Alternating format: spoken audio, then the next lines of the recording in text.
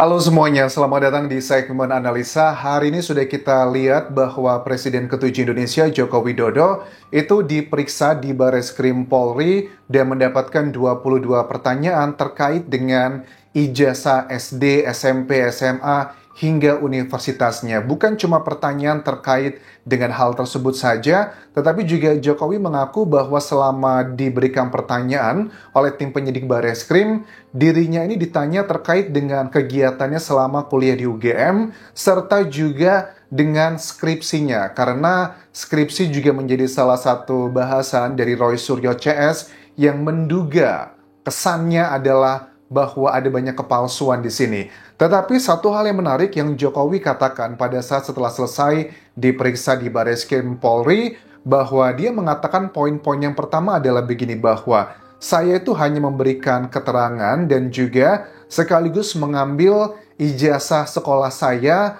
yang sudah diserahkan beberapa waktu yang lalu oleh salah satu saudaranya, ya, iparnya. Dan dalam statement ini dia mengatakan dengan sangat tegas bahwa saya sebetulnya sangat sedih terkait dengan peristiwa ini. Ini kan Jokowi ditanya sama wartawan, Pak, bagaimana respon Bapak terkait dengan Megawati yang mengatakan bahwa udahlah tunjukin aja ijazahnya, begitu kenapa sih harus ribet kalau memang itu asli? Jokowi mengatakan dengan nada yang cukup merendah, aku nilai di sini, mengatakan saya sebetulnya sedih kalau proses hukum ini terus dilanjutkan.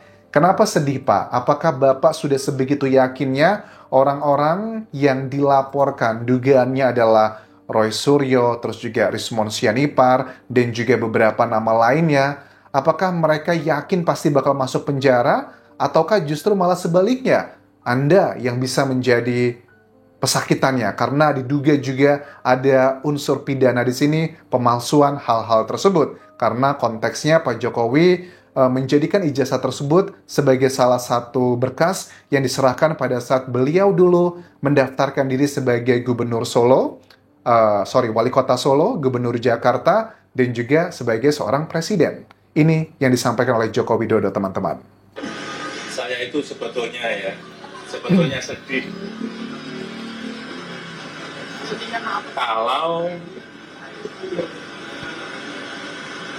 proses hukum mengenai ijazah ini maju lagi ke tahapan berikutnya. Oke.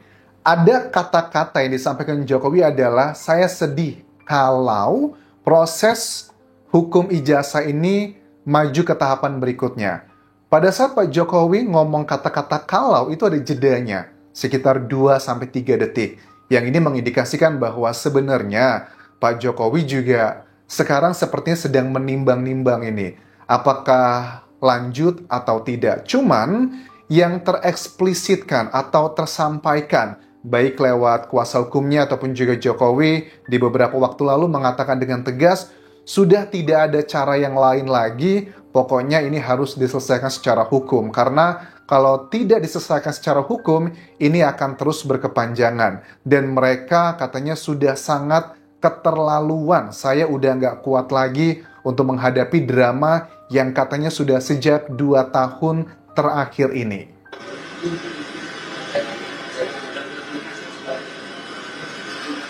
Saya kasihan, tapi ya ini kan sudah keterlaluan. Jadi ya kita tunggu proses hukum selanjutnya. Ya saya rasa itu aja.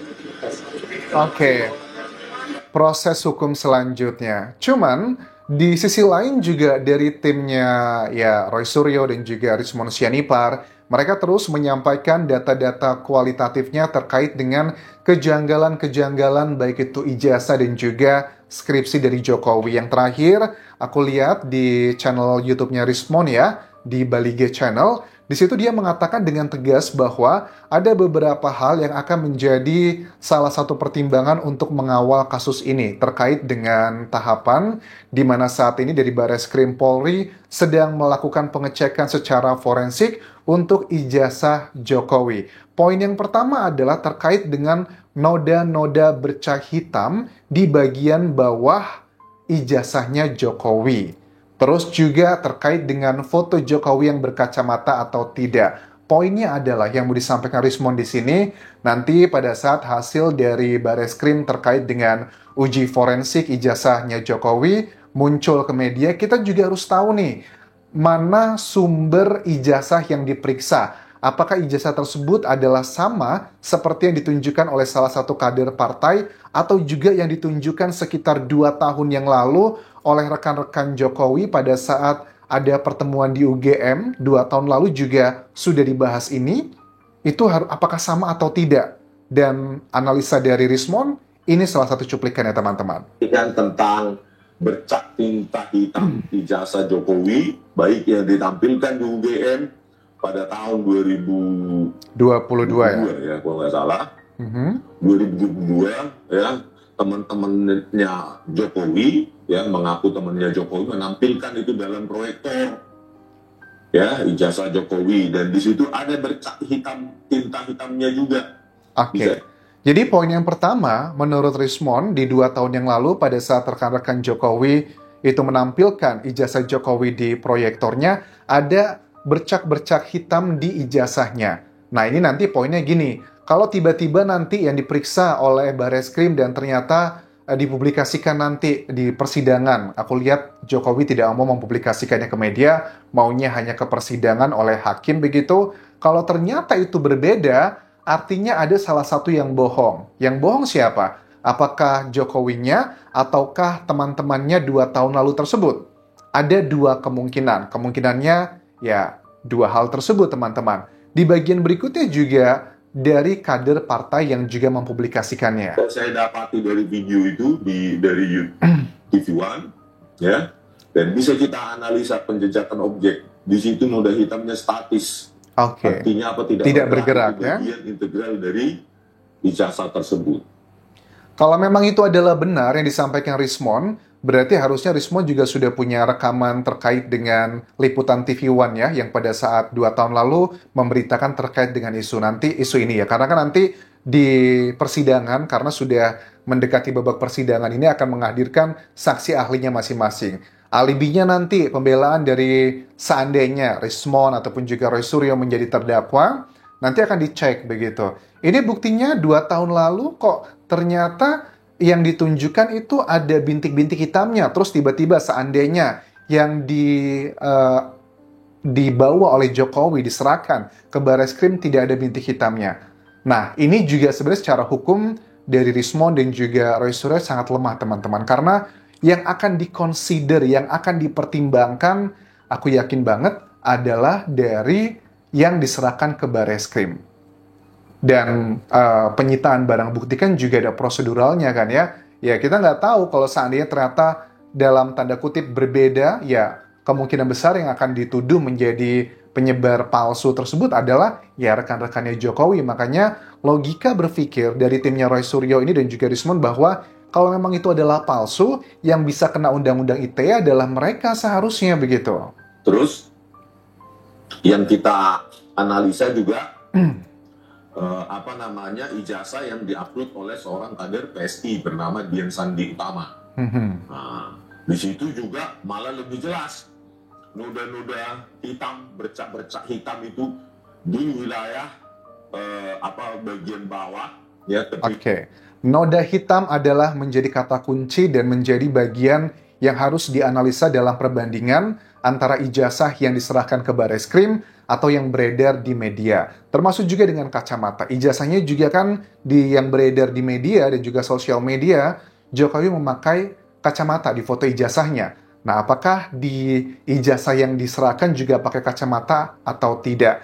Dan narasi yang sekarang ini beredar, mereka yang pro dengan Roy Suryo CS, narasinya adalah kalau banyak orang sudah menduga dan juga menilai, memprediksi bahwa mereka akan menjadi tersangka. Apalagi Joko Widodo juga sudah mengatakan hal yang sebenarnya saya nggak mau gitu loh. Kasian untuk proses berikutnya. Indikasinya bahwa Jokowi pede, percaya diri, lawan-lawannya akan menjadi tersangka. Dan narasinya adalah dugaan kriminalisasi. Apakah ini adalah bukti nyata akan adanya kriminalisasi? Kuasa hukum dari Jokowi mengatakan dengan tegas bahwa ini bukanlah proses kriminalisasi, karena kriminalisasi itu kan artinya tidak ada unsur pidana dari sebuah perbuatan, tetapi diada-adakan. Nah, menurut kalian dengan apa yang dilakukan oleh Roy Suryo CS yang sudah bisa kita lihat di sosial media ataupun juga media massa, apakah tidak ada unsur pidananya? Ataukah itu ada unsur pidananya? Dia mengatakan adanya kriminalisasi atau adanya upaya-upaya untuk menjatuhkan orang-orang yang mengkritik. Ini perlu saya sampaikan di sini bahwa kriminalisasi itu kan ketika ada suatu perbuatan yang bukan merupakan tindak pidana atau tidak ada peristiwa apapun, kemudian dijatuhkan tindak pidana di situ, dikenakan seakan-akan itu tindak pidana, itu kriminalisasi. Di kasus ini kan kalau menurut pandangan kami itu clear, perbuatannya ada semua, sudah kita laporkan juga. Semua itu sudah objeknya kita laporkan, saksinya ada, objeknya ada. Itu adalah pembelaan dari kuasa hukumnya Joko Widodo, hal yang wajar karena juga kuasa hukum pasti ngebela kliennya. Pasal-pasal dalam undang-undang kita itu kan sebuah kata-kata yang kualitatif ya. Deskripsi dari pasal-pasal tersebut diinterpretasikan dalam perbuatannya apakah matching atau tidak. Pencemaran nama baik, fitnah adalah beberapa di antara pasal yang dugaannya akan dikenakan ke Roy Suryo CS. Apakah itu ada atau tidak? Itu akan terbukti dengan sangat jelas tergantung dari hasil dari Bareskrim Polri nanti. Apakah ijazah Jokowi kategorinya asli atau tidak? Lantas itu kayaknya dibahas ijazah Anjas. Bagaimana dengan skripsinya? Ini adalah salah satu bagian yang kesannya itu satu kesatuan, tetapi ini adalah dua hal yang berbeda. Skripsi ya skripsi, ijazah ya ijazah, begitu. Dan di Bareskrim yang saat ini diperiksa adalah ijazah, bukan skripsi. Dua hal yang berbeda, tetapi itu memang satu kesatuan.